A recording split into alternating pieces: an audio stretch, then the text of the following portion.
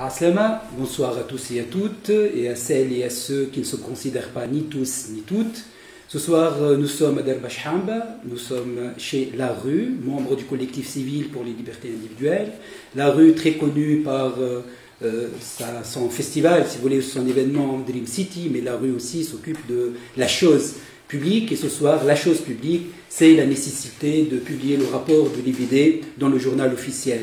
Et pour en parler, autour de cette table, j'ai à côté de moi mes amis et collègues, des amis de très longue date, des personnes qui ont travaillé depuis très longtemps sur la justice transitionnelle. À côté de moi, mon grand ami Amin Rali, qui est le directeur exécutif du Centre Kawekili pour les transitions démocratiques. Et j'en parlerai dans un instant. Il en parlera lui aussi dans un instant de la justice transitionnelle avec les débuts février 2011. Et Khayem Chamli, qui est le coordinateur du programme Justice transitionnelle au sein de l'organisation Avocats sans frontières et le coordinateur de la coalition tunisienne de justice transitionnelle. Donc, comme je viens de le dire, la soirée principalement porte sur la publication du rapport de l'IVD. Et là, je pense que l'actualité elle-même en parle, puisque depuis quelque temps, on a évoqué le problème de la banque franco-tunisienne, là où l'IVD consacre presque un bon chapitre dans son rapport. Hier et aujourd'hui, on en parle toujours de cette lettre d'excuse que le gouvernement français, que l'État français devrait adresser au peuple tunisien et à l'État tunisien. Là, l'IVD en parle aussi. Et donc, c'est une occasion, en premier lieu, de parler de ce rapport et probablement après de discuter de notre réunion d'aujourd'hui, surtout après la publication d'un communiqué d'il y a quelques jours. Le week-end dernier, on a publié un communiqué avec 57 signataires qui réunit pour la première fois des associations de justice transitionnelle, mais aussi des associations de défense des droits humains, des associations de défense des libertés individuelles, ceux qui défendent les droits des victimes, mais ceux aussi qui défendent les droits des LGBT en Tunisie. C'est pour la première fois deux grandes coalitions, la coalition JT et la coalition, le collectif des libertés individuelles, signent ensemble 57 signataires. Donc ce communiqué vient rappeler que l'État tunisien est obligé de publier, est obligé de par la loi, peut-être Amin nous parlera dans un instant. Mais c'est quoi ce rapport, en fait? Parce que je pense, un rapport qui a été remis au chef de l'État, Feu Béji Caïd Sebsi, le 31 décembre 2018, rendu public pour le peuple tunisien depuis mars 2019, mais c'est un rapport assez volumineux, disponible sur le site de l'IVD et très distribué, je pense, et diffusé. C'est un rapport qui contient 7 tomes, totalisant un peu plus de 2300 pages. Et c'est quelque chose de tout à fait normal. Toutes les commissions vérité de par le monde publient souvent des milliers de pages. Et c'est tout à fait normal. Mais c'est très intéressant aussi que ce rapport traite du mandat de l'IVD, traite des questions que l'IVD était obligé de traiter de par la loi relative à la justice transitionnelle, la loi de 2013. Un tome qui a été consacré aux violations des droits humains durant la période de la dictature. Un tome consacré aux institutions de la dictature. Quand on dit institutions, la police d'un côté, le parti au pouvoir, les médias. Un tome consacré aux droits des femmes durant la dictature.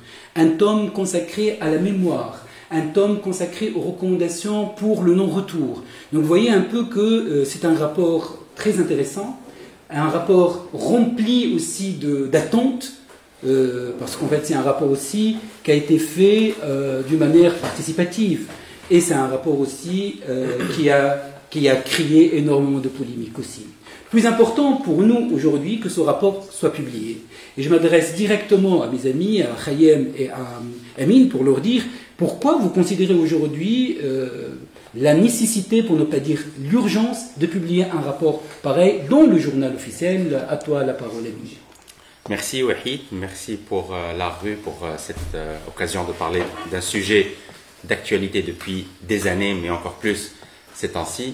Alors la publication du rapport de l'IVD, un rapport volumineux, beaucoup plus volumineux que certaines instances similaires dans le monde, mais beaucoup moins volumineux que d'autres instances.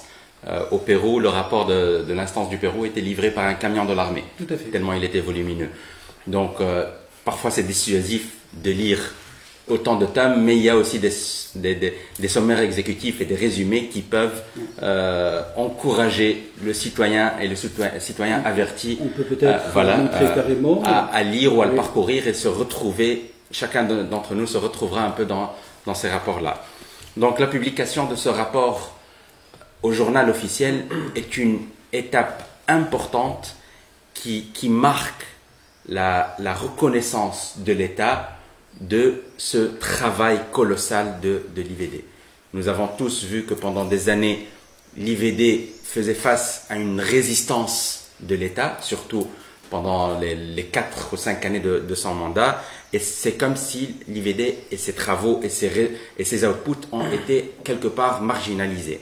Là, la publication de ce rapport dans le journal officiel, c'est la reconnaissance officielle de l'État de ces rapports, de ce travail, et de prendre ses responsabilités en tant qu'État dans tout ce qui est contenu dans ce rapport. Cette étape de publication au JORT n'est pas, disons, une sorte de faveur de l'État envers l'IVD. Ce n'est pas une option. Ce n'est pas une option non plus. C'est une obligation légale. C'est une obligation dans la loi fondamentale 53 de 2013. Il est clairement stipulé que l'État doit publier ce rapport-là, voilà, ce rapport dans le journal officiel. C'est une forme que les législateurs ont vue et ont cru importante pour éviter que l'État échappe à ces obligations-là. Donc, nous attendons, nous cumulons un retard maintenant de plus d'une année, une année peut-être et demie de retard, mais il est très nécessaire que cette étape soit réalisée et ce communiqué mentionné par Wahid en ait une motivation encore plus disons, pressante pour l'État. Oui, peut-être on oublie un petit peu parce que, Amine, le connaissant très modeste, que l'organisation que représente Amine aujourd'hui, qui est membre, bien sûr, fondateur de la coalition Justice Transitionnelle, était l'une des premières organisations en Tunisie, le 21 et 22 février. Oui, février 2011. Il faut le rappeler, on a mis en place la première conférence. Absolument. Qui était sous forme d'une question. Quelle vérité pour la période de la dictature? Absolument. Et c'est la première fois, là, on a commencé à parler de justice transitionnelle en Tunisie. Avec des invités de l'Afrique du Sud à l'époque, pour parler de l'Irlande. Et ça, c'est très important pour rappeler un petit peu qu'il s'agit là d'un processus qui a commencé depuis les premières semaines de la Révolution. Et jusqu'à aujourd'hui, le centre Kawekibi continue en fait à œuvrer. On parlera dans un instant de ce que fait Kawekibi. Peut-être, avant de céder la parole à Khayem, parce que coordinateur de cette coalition, je pense, Khayem, aussi que Amine vient de parler de l'obligation de l'État de publier, mais parce qu'il s'agit d'une obligation qui va être un élément déclencheur d'autres étapes. Pour que, en fait, le rapport de l'IVD ne soit pas uniquement un beau rapport publié dans un journal officiel. Absolument. La publication au JORT permet au rapport de l'IVD d'être reconnu en tant que document officiel de l'État. Mais selon la loi 53-2013, et d'ailleurs c'est ce que l'instance, c'est ce que l'IVD aussi prône, dans l'article 67, on parle de publication. La publication au JORT, elle est obligatoire, mais le fait déclencheur pour le gouvernement qui est tenu d'élaborer un plan d'action gouvernemental pour appliquer et s'inspirer des recommandations de l'IVD, pour mettre en place les réformes institutionnelles dont on va parler plus tard, le fait déclencheur est la simple publication. Donc, pour l'instance et pour le public, le rapport, il est publié. Il est publié sur la plateforme électronique, donc le mois de mars 2019, fin mars 2019. Et ça, c'est le fait déclencheur de la publication.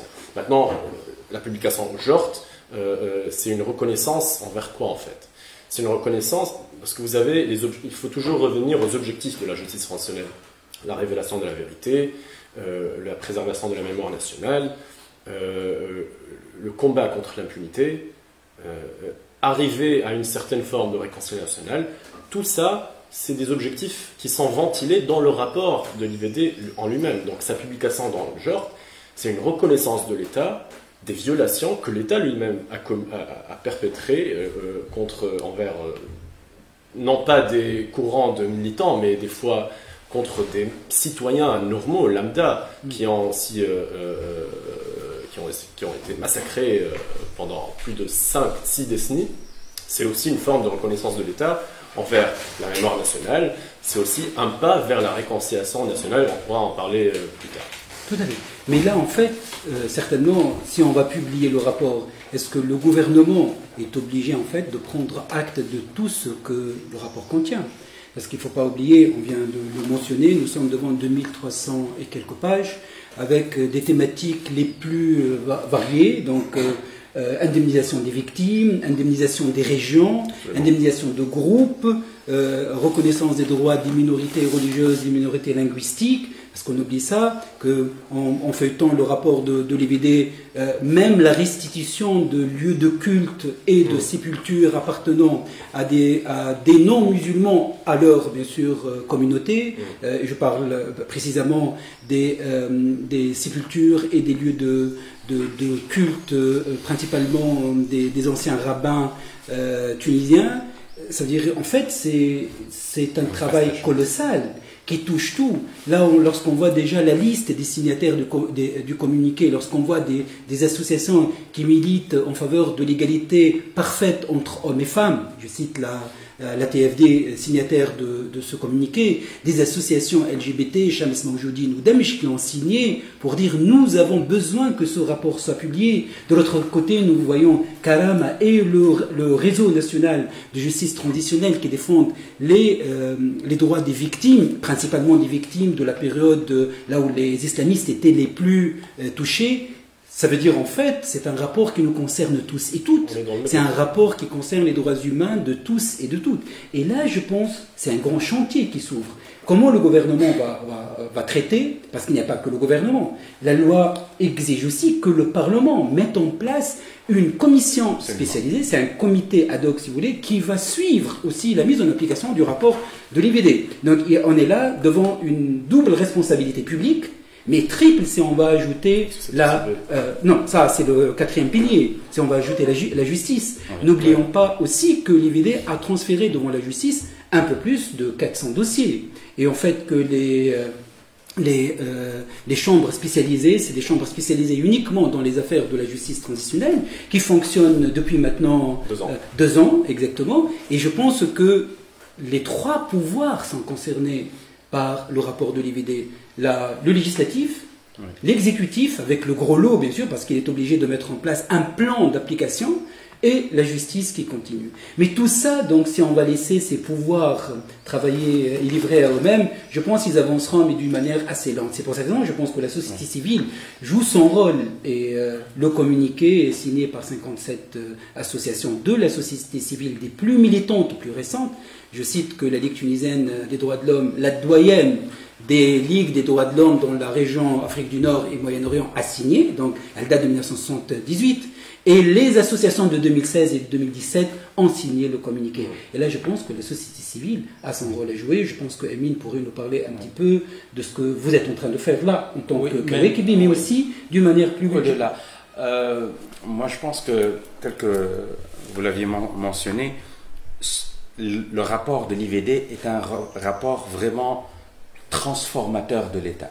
Si l'État arrive à appliquer ou à mettre en œuvre ou à travailler sur l'application des recommandations mentionnées, c'est un vrai processus de transformation de l'État tunisien et même de la société tunisienne. Appliquer toutes les recommandations peut-être est très ambitieux et très optimiste, mais toujours est-il, il faut que l'État s'applique ou commence à le faire. Si on parle de moyenne internationale, on parle à travers les 40 et quelques expériences de justice transitionnelle, à peine 20% des recommandations ont été mises en œuvre. C'est un peu la moyenne internationale.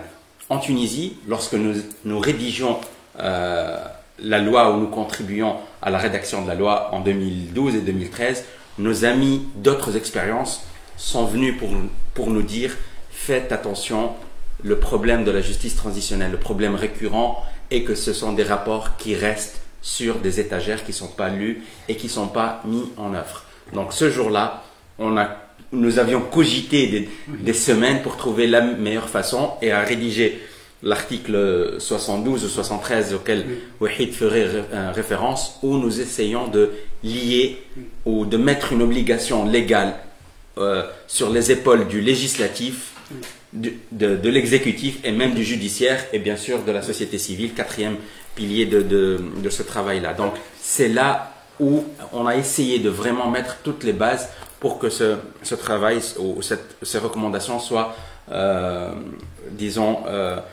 un vrai effort qui n'est pas laissé de côté par les autorités publiques. Malgré cela, nous accusons un retard. 1 an et demi plus tard, l'État n'a pas publié le rapport tel que stipulé dans la loi. L'État ne commence pas à réfléchir dans la mise en œuvre de ces recommandations, alors qu'il est tenu de préparer un plan d'action colossal, à le présenter au Parlement, et le Parlement doit vérifier la mise en œuvre à travers une commission ad hoc. Pour inciter ce travail-là, la société civile n'est pas restée les mains croisées à essayer de faire de son mieux et chacun par sa porte, entre guillemets, d'entrée et d'action. Vous aviez mentionné le communiqué signé, peut-être Khayyam travaillera en plus, ou parlera un peu plus de ce travail. D'autres initiatives, comme celle qu'on essaie de faire, c'est d'inciter la société civile à s'approprier ces recommandations, s'approprier ce rapport à travers des recommandations qui rentrent dans leur cadre de travail et inciter à leur tour les autorités publiques à mettre en œuvre des recommandations petites, limitées géographiquement, temporellement, mais pour dire que ce rapport n'est pas une lecture, n'est pas quelque chose qui reste sur des étagères. Il est fait, il est rédigé pour être mis en œuvre. Quand un rapport parle de sites de mémoire, des sites de mémoire doivent être créés. Une petite association avec une municipalité quelque part peuvent travailler ensemble et faire un petit mémorial de mémoire. C'est ça. Quand on parle d'une abrogation d'une loi, quelques associations peuvent se mettre avec des autorités publiques, avec des partis politiques et travailler sur l'abrogation de quelques lois. C'est ça le travail qu'on essaye d'inciter pour dire que ce sont des recommandations exécutables. Elles doivent être exécutées. C'est pas de la lecture scientifique ou juste un surplus de travail pour la société ou pour les autorités publiques. Tout à fait. Et bien, dans ce cadre, je pense, Amine, que le projet que vous êtes là en train de mener depuis fin 2019, je pense, qui est en fait participant tous et toutes à mettre en application les recommandations de l'IVD et qui touche principalement en fait à des sites de mémoire, certes, Absolument. de la documentation et de l'archivage des travaux qui ont été faits sur la justice transitionnelle, y compris quelque chose qui touche directement le lieu là où nous sommes, pas d'Al-Bashhamba, mais pas loin de Al-Bashhamba, c'est Naj Sabat Zlem. Et puisque dans le rapport de l'IVD aussi a mentionné un très grand nombre de lieux qui ont été marqués par les violations des droits humains, que ce soit à Tunis ou ailleurs, et c'est quelque chose peut-être aussi que souvent nous habitons des endroits sans savoir ce qui s'est passé, la symbolique. Sabat Zlem qui est là, et Zawit Sidi Khalfaoui à Jandouba, Zawit Sidi Issa à Bni Khaled, c'est des endroits qui sont très très chargés d'histoire, de mémoire et surtout de peine et de blessures. Parce que si on parle un petit peu de Zawit Sidi Issa à Bni Khaled, premièrement c'est une zawiya, donc c'est un endroit saint, sacré, qui a été transformé en endroit de détention, de torture et bien sûr d'assassinat de personnes qui ont été par la suite enterrées dans un endroit reculé, et pour entacher leur mémoire aussi de haine et de laideur, on appelait leur carré Jabbenet Shar, le cimetière du mal. Et c'est quelque chose qui marque des générations. Et là, je pense, on pourrait travailler sur des éléments simples. Et je pense que le projet ou le grand programme, la Roujoua, c'est non-retour. On a utilisé ça aussi pour l'intitulé de la soirée d'aujourd'hui, publication du rapport de l'IVD, garantie le non-retour. Et je pense que Khayyam pourrait nous parler facilement et amplement du programme la Roujoua. Merci Wahid d'avoir évoqué ce point très sensible de site de mémoire. Ça nous permet de dire en fait que toutes ces blessures que tu as évoquées et qui existent dans le rapport du VD, les autres expériences comparées de justice transitionnelle nous ont appris que si on ne traite pas notre histoire, en fait, elle nous pourchassera pendant plusieurs décennies en avant. Il est important d'arriver certes à une réconciliation nationale, mais il faut que la société civile reste alerte face aux tentatives forcées de ratifier une réconciliation nationale forcée qui ne réconcilie pas en fait tout le monde avec tout le monde. Si on parle d'une réconciliation entre deux courants politiques principaux, qu'en est-il des mouvements syndicaux? Qu'en est-il des mouvements estudiantins? Qu'en est-il non pas d'historiens islamistes? Qu'en est-il de citoyens lambda qui ont enduré les violations et les transgressions les plus graves de droits humains? Et donc, c'est pour ça qu'il faut faire très attention, et c'est pour ça que le nom du projet aussi, L'aile au jour, Never Again, l'aile au jour, en fait, envers quoi? L'aile au jour envers tout ce passé sombre, mais nous veillons aussi à ne pas faire table rase de l'histoire tunisienne et à ne pas être radical ou radicaux, parce qu'on parle très bien de préservation de la mémoire nationale. Alors, ce projet, nous traitons aussi, comme l'initiative de Kawikibi, nous traitons aussi du rapport du pavé, du rapport final et global de l'instant de vérité et dignité, selon une autre démarche, mais toutes les démarches se valent et doivent être complémentaires. Nous croyons profondément qu'il est très pesant pour le gouvernement de faire une lecture de 2400 pages avec les annexes, et nous avons choisi le cap des réformes institutionnelles. Donc c'est environ, je pense, c'est le dernier tome du rapport, parce que nous pensons aussi que la justice transitionnelle, qui est au cœur de la transition démocratique, le but ultime d'un processus de justice transitionnelle n'est pas que la réconciliation nationale, mais c'est comment ne pas répéter les crimes du passé, comment mettre en place les garanties de non-retour. Même quand il y a une engueulade entre deux personnes, le but ce n'est pas de se réconcilier, le but c'est tu ne dois jamais refaire ça.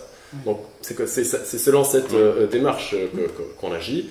Et donc nous avons choisi d'effectuer 6 workshops, 6 ateliers de travail qui prennent cette batterie de réformes proposées par l'IVD dans son dernier tome, et de rassembler, de faire en sorte à ce que ce soit des discussions pluridisciplinaires et qu'on ne reste pas société civile entre nous, recrovier, et qu'on amène autour de la table de discussion le gouvernement, donc tous les acteurs du cadre institutionnel post-IVD. Donc on les a cités tout à l'heure, le pouvoir exécutif, le gouvernement, le pouvoir législatif, le Parlement, les experts qui peuvent nous situer par rapport aux autres expériences de JT comparées dans le monde, et la société civile. Et donc, ces 4 composantes, elles vont traiter de 5 thématiques que nous avons choisies,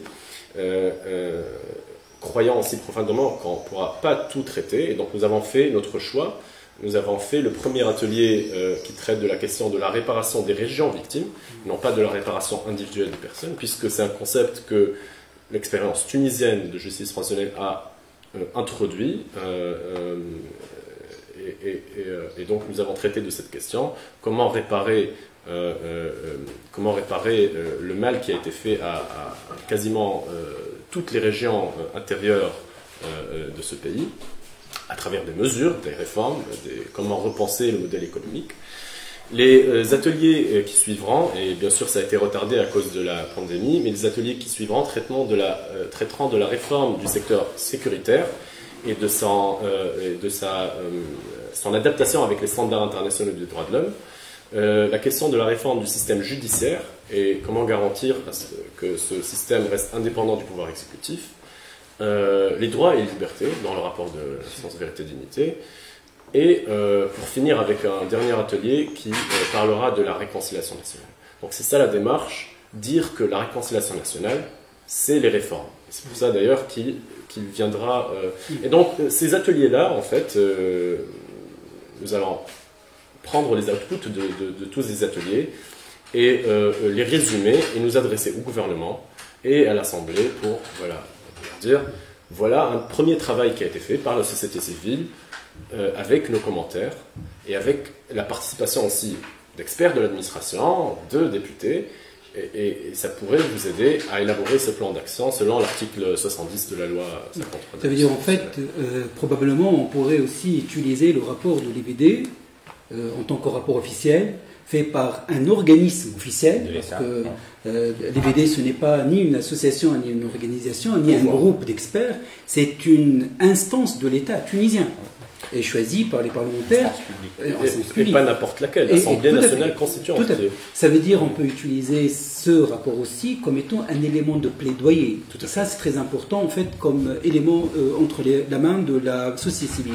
Et là, en fait, ça nous renvoie à un autre rapport qui a été publié une année avant, ça veut dire le rapport de la COLIB, c'est-à-dire de la Commission Liberté et Égalité. Et pourquoi je cite un peu ce parallélisme entre les deux? Parce qu'en fait, en juin 2018, lorsqu'on a publié le rapport de la COLIB, qui est venu juste pour nous montrer des réformes dans un domaine bien déterminé, à savoir l'égalité et les libertés individuelles, et ça a provoqué aussi un débat, alors qu'il ne s'agissait pas d'un rapport qui était obligatoire à être publié dans le journal officiel.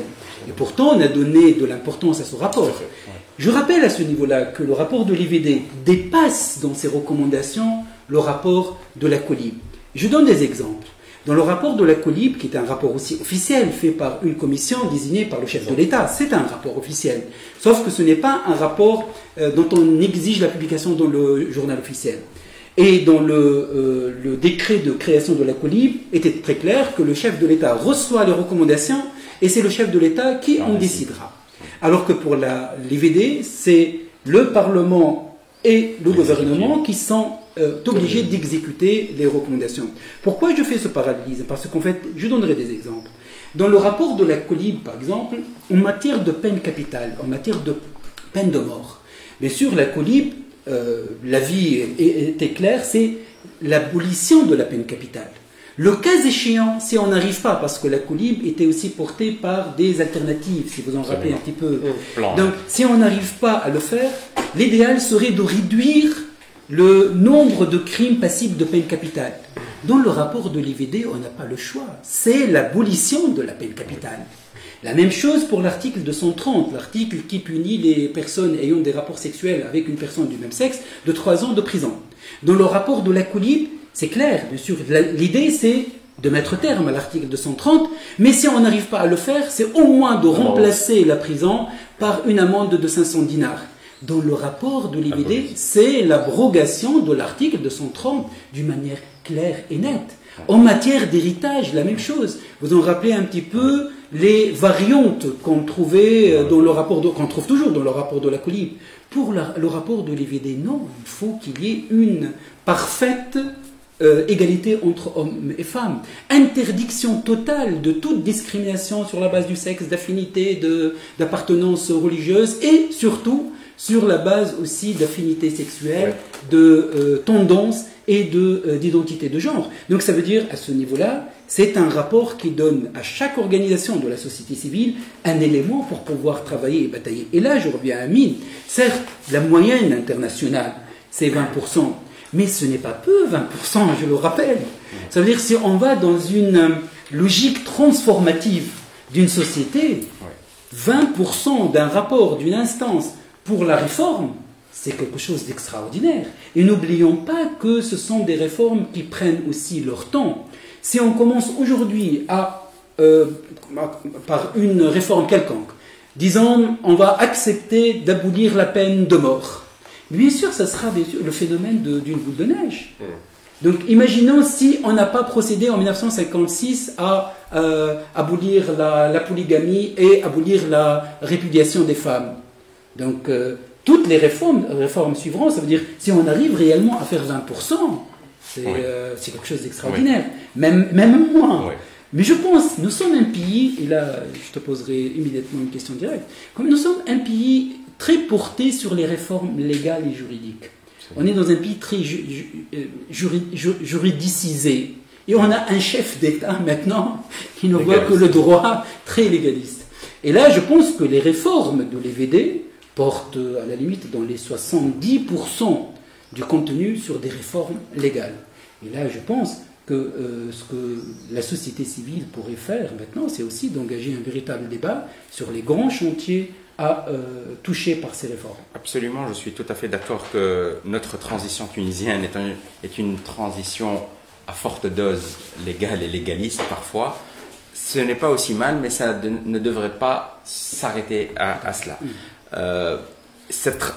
Même cette transition ou ce phénomène de cette transition, il est porté par le rôle des juristes dans la transition tunisienne. Et là, je pense, entouré par des juristes, si je ne me trompe pas. Ouais, juriste transformé. Voilà. Un vrai juriste. Non, un vrai juriste détourné. Alors. Détourné. Donc, non, mais pas dire autre chose. Voilà, mais c'est une composante très importante de la transition tunisienne, et nous ne manquons pas, en tant que société civile, de moyens pour accompagner cette transformation légale. La société civile travaille en étroite collaboration avec le Parlement en tant qu'organe législateur, mais aussi avec toutes les dynamiques autour.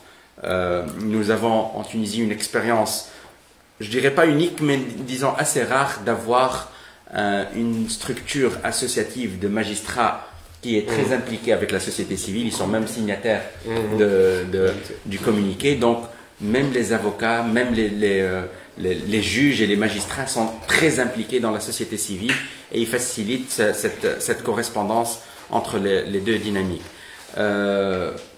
Autre chose que vous aviez mentionné, Wahid, l'idée de cette transformation et de ce travail colossal de transformation suite aux recommandations.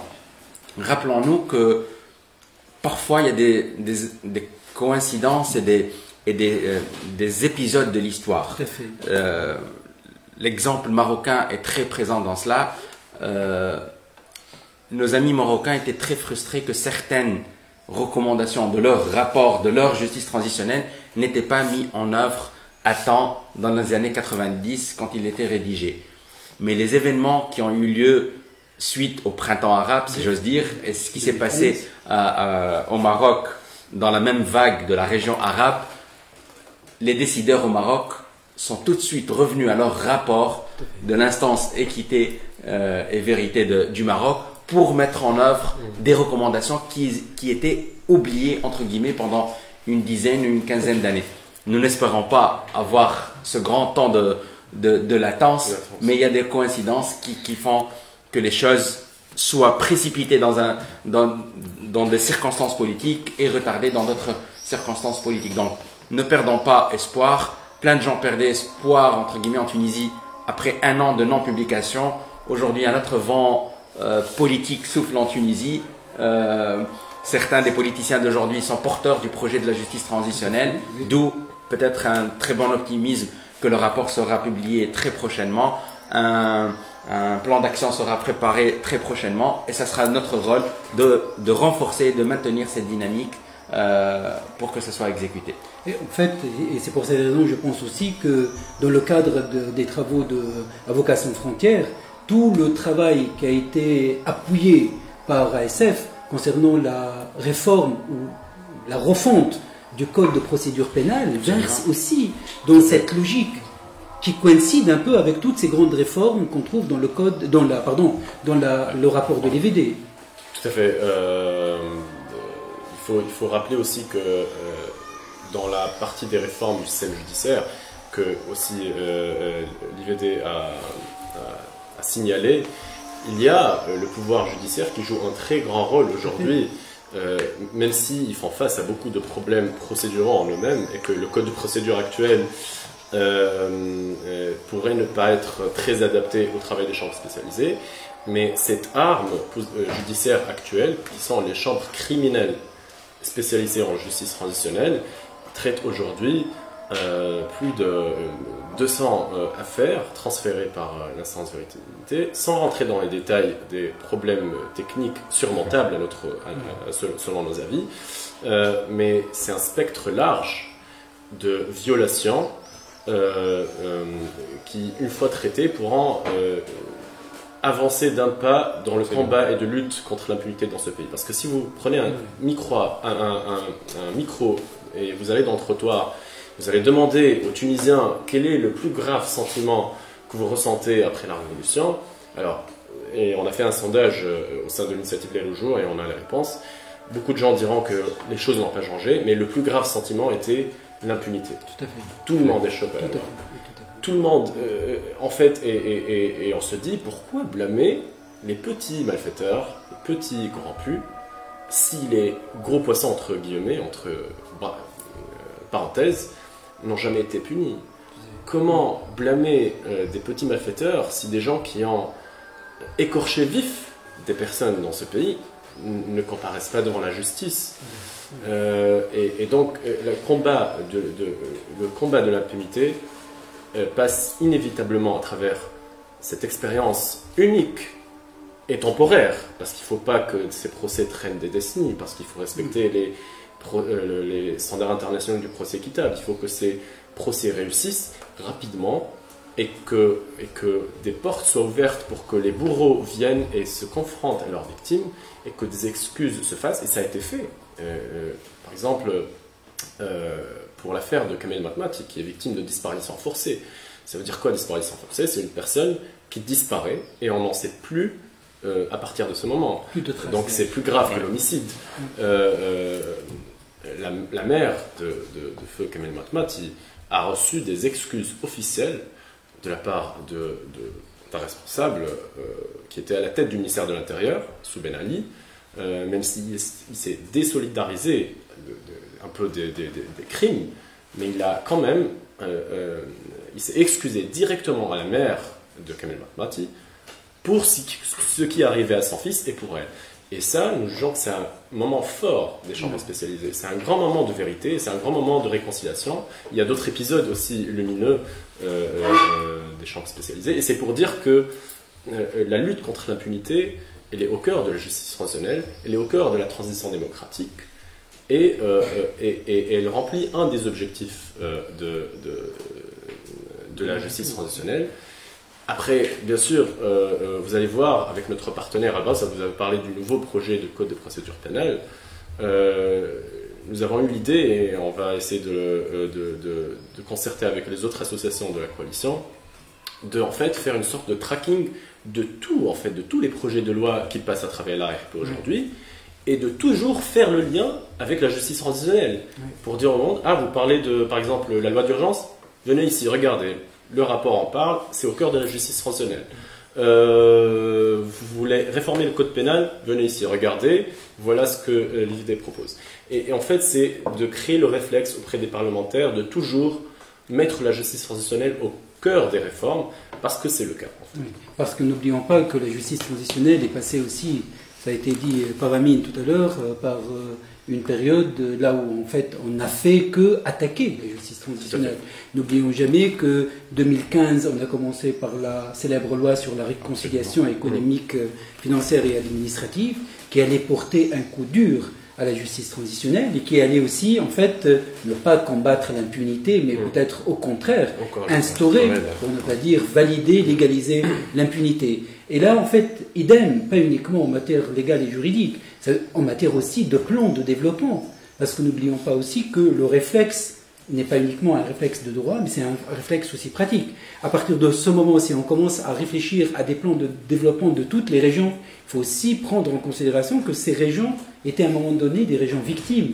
Et comment peut-on maintenant indemniser une région, pas une personne, pas un groupe de personnes, mais une région entière? C'est quelque chose de très important et je pense rares les expériences que nous connaissons jusqu'à aujourd'hui. Je pense au Kenya, bien sûr. Il y a le Kenya avec leur projet de zone victime, de région victime, mais la Tunisie est pionnière parce qu'elle ne parle pas de région victime, mais de zone victime. Ça pourrait être un quartier, ça pourrait être une partie d'un quartier. Comment peut-on aujourd'hui développer des plans de développement, des plans d'aménagement, en prenant en considération l'historique des violations de cette région, des violations des droits fondamentaux, et surtout de ne pas confondre le développement, qui est un droit partagé, avec la compensation, avec la réparation collective. Parce que la réparation collective doit être aussi une partie à part. Il ne faut pas la confondre aussi. Je pense à ce niveau-là, un grand travail nous attend tous et toutes. Un travail qui a été déjà commencé avant même la publication du rapport, parce qu'on a au moins 200 dossiers, 210 je pense, 210 dossiers qui ont été déposés par des zones, régions, délégations, gouvernorat, quartier. Malassine a déposé, Jbal Ahmar a déposé, juste pour vous dire. Donc Jendouba a déposé, Céliana a déposé, Garfour a déposé, Indraham a déposé en tant que Indraham, et Jendouba a déposé en tant que gouvernorat.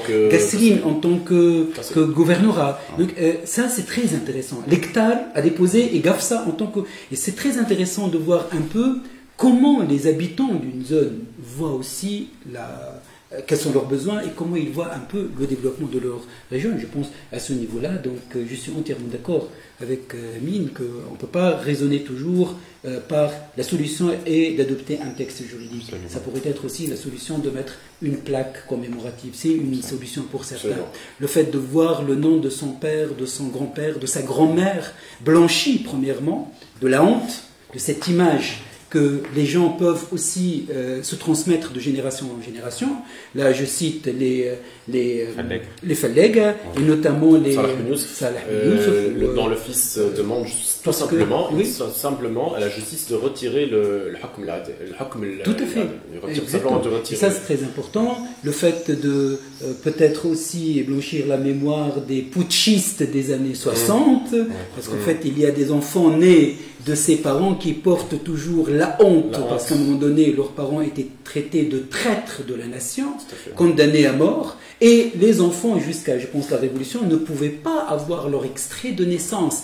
De là où ils sont, il faut qu'ils descendent d'ici à Tunis, devant le tribunal cantonal, pour pouvoir avoir leur extrait de naissance. Et là, la famille médicale aussi. Exactement, la même chose. La famille médicale trouve sa place dans le rapport. Et donc, je pense que c'est une autre manière de réfléchir. Je pense que la justice transitionnelle, ce n'est pas la justice ordinaire. Ce n'est pas les mécanismes de réflexion ordinaires. C'est la justice humaine. C'est la justice qui se base principalement sur ce que l'être humain est vraiment. Et je pense que l'être humain est vraiment quelqu'une qui est porté sur la sécurité, sur la justice et bien sûr sur l'épanouissement. Parce qu'on oublie cette expression. Vu qu'on est sous le manque de développement, on oublie que l'épanouissement des uns et des autres et des unes et des autres. Et je pense que peut-être bien, si on met en application certaines de ces recommandations, on peut peut-être atteindre quelques objectifs. Je reviens maintenant à l'axe temps, parce qu'il ne faut jamais avoir peur du temps que pourrait prendre la justice transitionnelle. Nous savons qu'un pays comme l'Afrique du Sud, qui a commencé son expérience début années 90, et en fait, jusqu'à aujourd'hui, nous savons que le processus continue. Et c'est très intéressant aussi de ne pas perdre espoir. Ce n'est pas parce que les processus sont longs qu'en fait on perd espoir. Donc si vous avez des petites réactions, parce qu'on aimerait bien aussi peut-être voir les réactions des internautes qui n'ont pas cessé peut-être de nous envoyer quelques éléments. En 2-3 minutes, la justice transitionnelle ne peut pas être que judiciaire et que légale. Sinon elle ne s'appellerait pas justice transitionnelle. Elle serait que justice judiciaire. C'est cette composante humaine, mais aussi politique, qui donne la dimension de justice ou le nom différent de justice transitionnelle. L'exemple de l'Afrique du Sud que vous mentionniez est très important parce que jusqu'à aujourd'hui, il y a des acteurs de la société civile et même des acteurs publics en Afrique du Sud qui travaillent d'arrache-pied depuis 20 ans sur la mise en œuvre des recommandations de l'instance sud-africaine qui a présenté ses travaux il y a plus de 22 ans maintenant. 1995. 95, voilà. 25 ans que leur instance a livré son rapport. Et jusqu'à aujourd'hui, nous, en Afrique du Sud, les gens mentionnent ce rapport, mentionnent ces recommandations pour continuer la transformation de l'État sud-africain. C'est cette capacité de revendiquer aussi. J'ose espérer que nous n'irons pas jusque-là dans les 20 et 25 ans, mais cette transformation, grâce au processus déclenché par la justice transitionnelle, n'est pas une question à résoudre en 6 mois ou en 2 ans.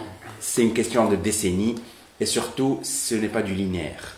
C'est un processus avec des hauts et des bas, des réussites, des échecs, des tournées en rond, mais nous devons garder une dynamique transformative basée sur la justice transitionnelle, basée sur les recommandations qui peuvent être croisées avec plein d'autres dynamiques, réforme de la justice, plan de développement s'il le faut, pour être toujours content de cette... Très bien. Voilà une question, peut-être vous pouvez réagir. Je commencerai par Rayem. Donc, ceux et celles qui nous suivent nous posent la question suivante.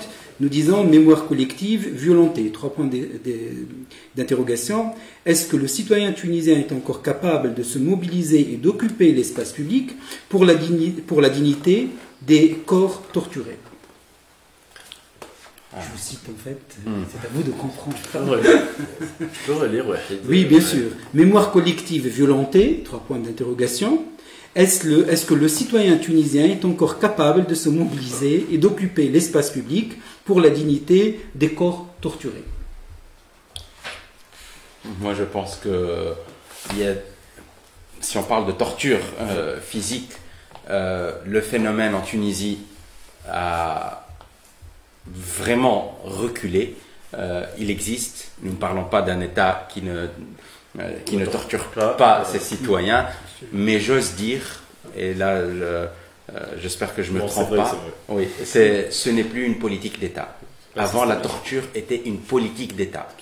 Torturer une personne pour le punir, pour avoir des aveux, pour mettre une limite à une action de contestation, c'était une politique de l'État.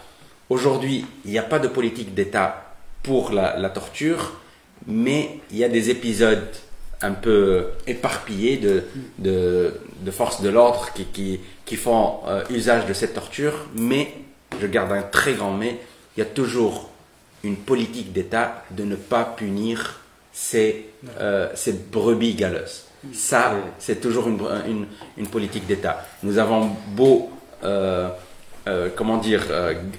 mis le sujet sur la table à travers la société civile et plein d'associations qui travaillent sur le sujet, à travers la création d'une instance publique indépendante qui travaille spécialement sur le sujet de la torture, l'INPT. Toujours est-il, la pratique existe.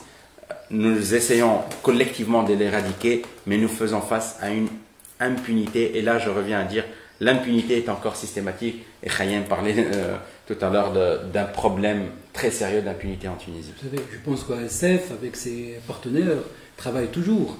Et notamment nos amis de l'Organisation mondiale de lutte contre la torture, nos amis de l'Organisation tunisienne de lutte contre la torture, travaillent toujours sur cette question, Khayyam. Tout à fait. Et je rebondis sur ce qu'a dit mon ami Emin. Il faut dire que les lieux de torture, et c'est pour ça qu'on parle de préservation de la mémoire, si on ne les examine pas à temps, ces choses-là nous poursuivront jusqu'à dans 10, 20, 30 ans. Je te rappelle, Wahid, on a observé un épisode ensemble, c'était en octobre 2019, où le général Franco, c'est maintenant, octobre 2019, a été déplacé de son mausolée pour être enterré dans un cimetière ordinaire. Regardez, après combien de temps l'Espagne et plein d'autres expériences similaires, ceci nous dit que si l'État ne se retourne pas vers Sejun Bojaloumi, là où, par exemple, les putschistes de 62 ont été massacrés de façon pas digne pour minimiser mes termes, leur progéniture et leurs enfants et petits-enfants, dans 10, 20, 30 ans, réclameront aussi dignité. Et en fait, c'est pour ça que moi, je veux que, quand on s'adresse à la classe politique, il faut bien décortiquer la justice transitionnelle de cette façon.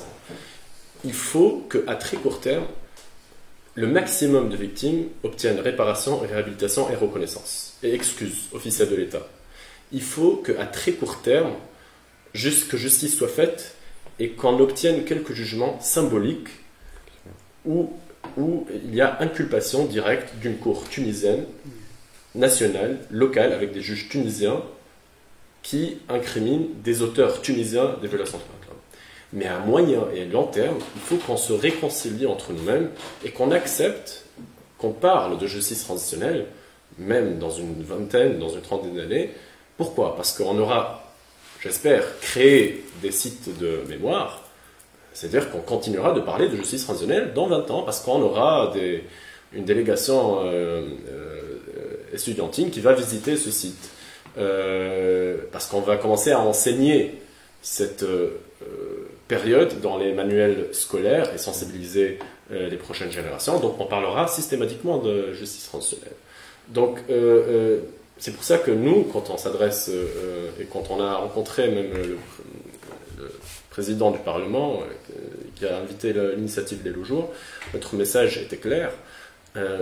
Les volontés de faire réconcilier les gens de façon forcée nous forcera la société tunisienne de ne jamais examiner ces mots, et c'est un cauchemar qui poursuivra et qui chassera non pas les victimes mais l'ensemble des citoyens. Pourquoi je vous dis ça? Parce que nous sommes tous concernés par ça. Parce que c'est vrai que Amine l'a très bien expliqué, la violence n'est plus systématique, elle n'est plus généralisée, elle est ponctuelle certes, mais les faits de tous les jours nous rappellent qu'on n'est pas sorti de l'auberge. Vous vous rappelez de l'épisode Omar el-Harbi d'Italmo, vous vous rappelez de l'épisode même de Qurwen, là où les gamins ont mélangé des substances et ils ont péri. Et pour ça qu'on parle de réparation collective pour des gens victimes. Toutes les bavures policières qu'on aperçoit tous les jours. Ceci, et pour répondre à la question de madame ou monsieur ou autre, que l'occupation de l'espace public, vous vous rappelez qu'il y a un temps, les artistes ne pouvaient pas occuper l'espace public dans l'avenue Habib Bourguiba en utilisant des instruments, que l'activité culturelle était poursuivie et traquée par les autorités, par les informateurs, dans les quartiers même ou résidentiels. Donc tout ça est lié, c'est important. Et à nos yeux, le médicament contre ça, c'est la lutte contre l'impunité. Et c'est la justice transitionnelle. Et c'est au cœur de ce que... Mais il faut toujours rappeler que tous ces acquis sont aussi fragiles. Absolument. Donc il faut faire très attention. C'est pour cette raison, reparler de la justice transitionnelle aujourd'hui s'invite avec énormément d'acuité, avec ce retour, mais c'est avec cette montée de discours populistes. Bien sûr, c'est très dangereux. Parce que les discours populistes, comme vous le savez, c'est des discours, bien sûr, de... séparation de deux blocs, le bloc du bien et le bloc du mal, et avec un discours bien sûr creux, mais un discours qui ne pourrait réunir que des fanatiques. Et en matière de justice transitionnelle, je pense qu'il faut toujours rappeler que ce type de discours, à un moment donné, a divisé la Tunisie en deux, a entraîné des milliers de victimes durant les années 50, 60, 70, 80, 90, années 2000, donc il faut faire très attention aussi, et utiliser probablement aussi le travail de l'EVD et ses recommandations pour combattre cette montée très très dangereuse d'un discours, pas uniquement un discours qui aimerait bien nous replonger dans le passé qu'il considère et qu'elle considère glorieux, mais surtout dans un discours qui pourrait encore une fois donc rabaisser cette population, parce qu'en fait, comme vous le savez tous, la dictature ne s'adresse pas qu'aux opposants. La dictature s'adresse aussi aux citoyens lambda, parce que la dictature aimerait bien toujours donner l'exemplarité. Ça veut dire toute personne pourrait être touchée, même une personne qui n'a jamais fait quoi que ce soit, c'est bien qu'elle soit touchée pour que tout le monde ait et garde en tête qu'en fait on n'est pas en fait à l'abri, on n'est pas tout à fait loin d'être sanctionné et sanctionné d'une manière bien sûr arbitraire. Donc l'arbitraire faisait aussi partie de cette politique. Pour revenir bien sûr au lieu de détention, au lieu de mémoire, n'oublions pas que bientôt on va fêter une journée très intéressante et que chaque année nos amis de l'OMCT, chaque année nos amis de la société qui défend les droits des victimes le fait, et je pense que cette année Dream City aussi, la rue cette année, Dream City le faisait, parce qu'en fait je pense que depuis un moment vous avez travaillé sur la justice transitionnelle avec toutes les installations que vous avez fait, avec la qishla que vous avez transformée en lieu d'archives, avec les imprimeries Finzi et tout le travail que faisait Gnewi en la matière. Je pense que ça c'est des éléments qui passent directement mais qui ne porte pas certes le nom de justice transitionnelle, mais le contenu est là. Et je pense bientôt on aura probablement un grand travail sur la mémoire des victimes et sur comment traiter la question des victimes, parce que après tout il n'y a pas que des victimes politiques. Et ça c'est très intéressant. Et le rapport de l'EVD le rappelle, les victimes sont des victimes politiques, étaient des victimes politiques, hommes, femmes, des victimes de la société civile, des enfants victimes de la violence, n'oublions jamais ça, des régions entières, des communautés linguistiques différentes qui ont été empêchées d'utiliser leur langue, et le rapport de l'EVD le rappelle, et pour bien sûr redonner l'importance aux Amazirs, à la culture juive israélite tunisienne, à la culture chrétienne tunisienne, et c'est très important, et à la culture noire tunisienne. Et ces éléments, je pense, sont très, très importants à reprendre, et à chaque fois qu'on vient de dire Amin, je pense, il faut toujours aller leur dire, faites très attention, c'est des éléments qui ont été pointés, et je finirai par dire quelque chose de très important, parce qu'on accuse toujours les VD de vouloir écrire l'histoire. Parce que ça aussi, il faut toujours rappeler, seuls les historiens écrivent l'histoire. Seuls les historiens. Tous les autres, bien sûr, c'est des autorités qui peuvent intervenir pour améliorer un manuel scolaire, pour mettre une plaque, mais c'est une science, l'histoire, et seuls les spécialistes en la matière peuvent faire leur travail. Donc, et c'est pour cette raison, il y a un élément que j'ai bien apprécié dans le rapport de l'EVD, c'est en fait, l'EVD a proposé certaines garanties pour ne pas utiliser l'histoire. Et en fait, c'est des garanties pour une étude objective et honnête de l'histoire. Et bien sûr, ce n'est pas ni à l'EVD, ni bien sûr aux autorités d'écrire l'histoire. Parce qu'en fait, l'État n'écrit pas l'histoire. Le pouvoir n'écrit pas l'histoire. Dans la dictature, oui. Tout à fait normal. Et c'est pour cette raison, lors d'un travail que nous avons mené, je pense, ensemble, on a essayé de décortiquer comment on enseigne l'image de Bourguiba dans les manuels scolaires tunisiens. Et on a pris les manuels scolaires de la 6e année primaire, de la 9e année et de l'année du bac, pour voir un peu, parce que c'est les 3 années, là on enseigne l'histoire contemporaine de la Tunisie. Et on a vu des choses extraordinaires, dans le sens extraordinaire d'un point de vue, les leçons qu'on a tirées. Même lorsqu'on parle du Zaïm, donc même lorsqu'on parle des autres Zouamés, donc ils sont toujours dans l'orbite du grand Zaïm. Le choix des photos, le choix des couleurs. Choix des photos, des couleurs. Plus encore, on n'enseigne que l'histoire politique. On n'enseigne pas Habib Amsika dans l'histoire, dans les manuels d'histoire, je vous assure. Hein. Pas de traces de Saliha.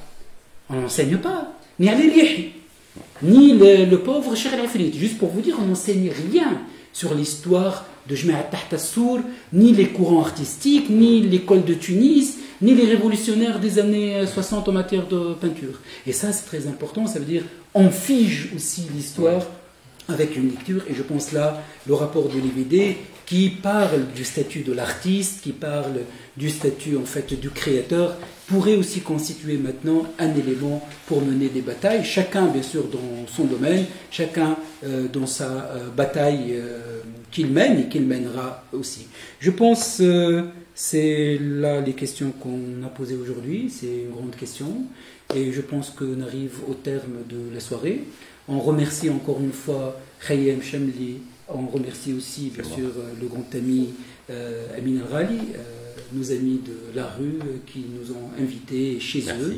La prochaine fois, bien sûr, on viendra nous aussi peut-être pour fêter, pour faire des fêtes chez vous. Peut-être lors de la publication du rapport, nous allons fêter ça dans le patio de Dar Bachhamba. Bien sûr, même si Bachhamba lui-même est une personne très douteuse dans l'histoire de... Exactement. Donc, sur ce, je vous souhaite une très